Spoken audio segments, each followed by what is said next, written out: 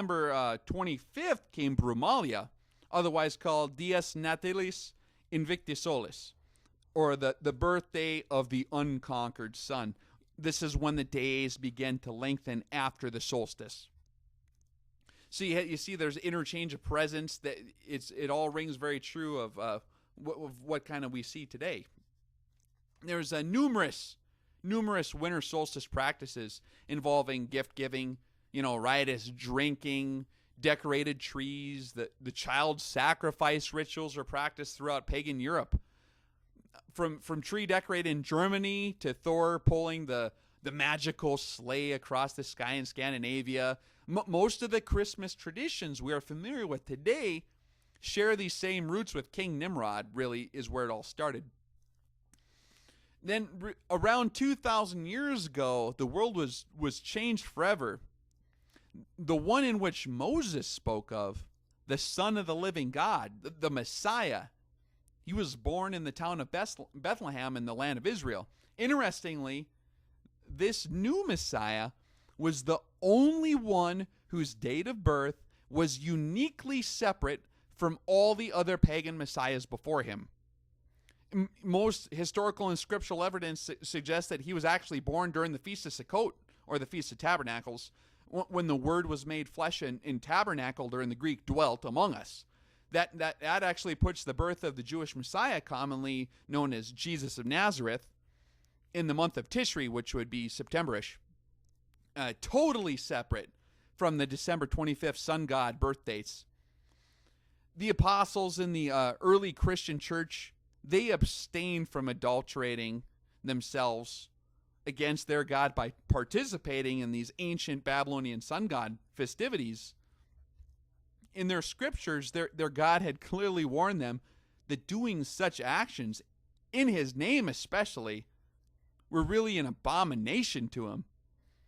Look up the word abomination.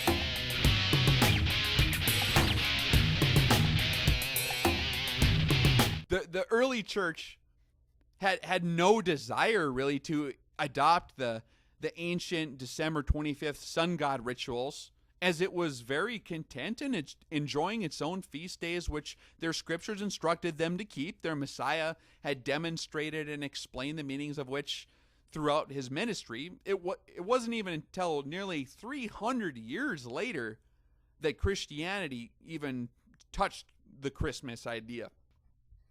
Oh, yep, Constantine, one of the most interesting historical figures.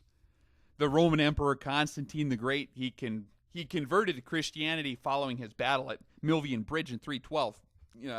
The next year, Constantine issued the Edict of Milan, declaring the entire Roman Empire to be Christian. Despite his decrees, really, Constantine himself was a loyal follower of the new popular Roman soldiers cult from Persia, Mithraism.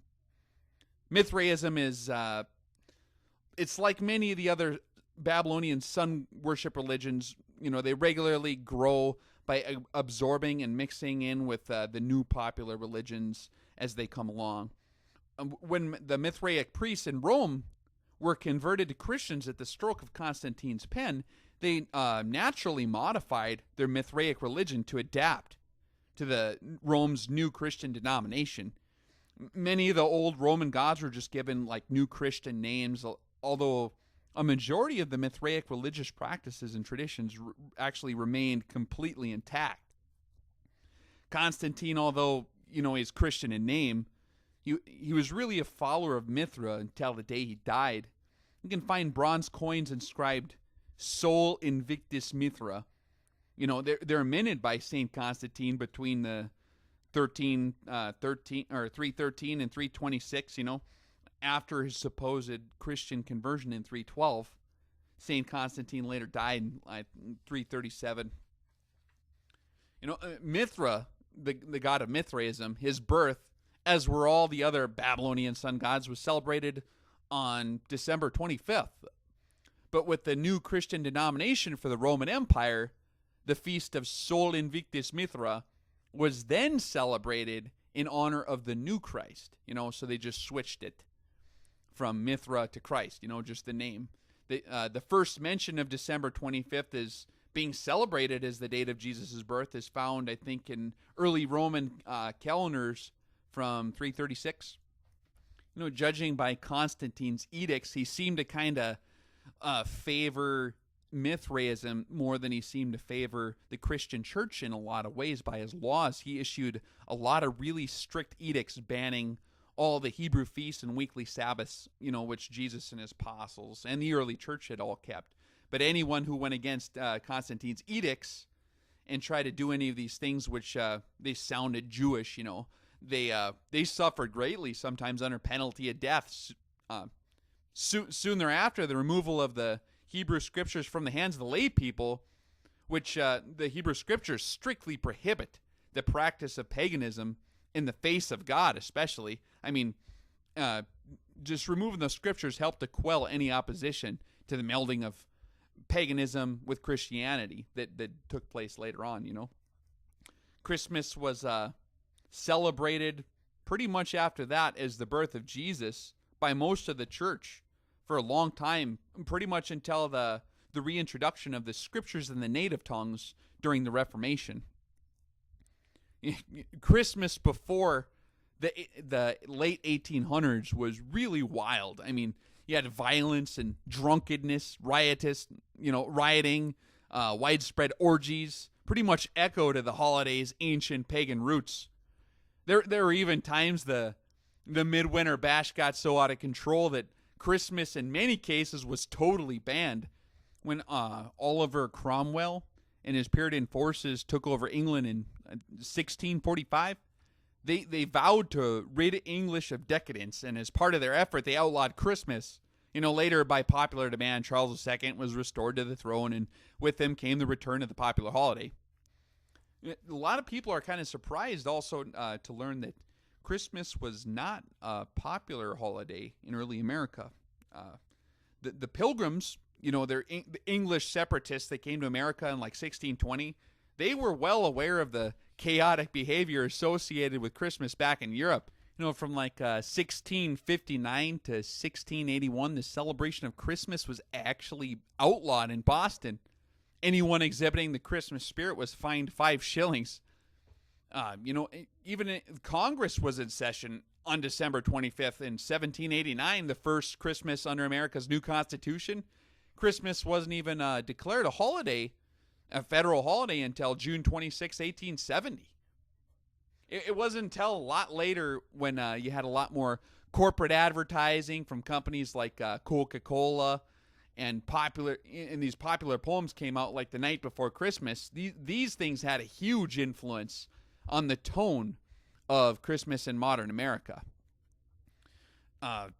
Christmas today in America has become centered on materialism, really, where the main focal point of the holiday is on fulfilling, the dream of more stuff.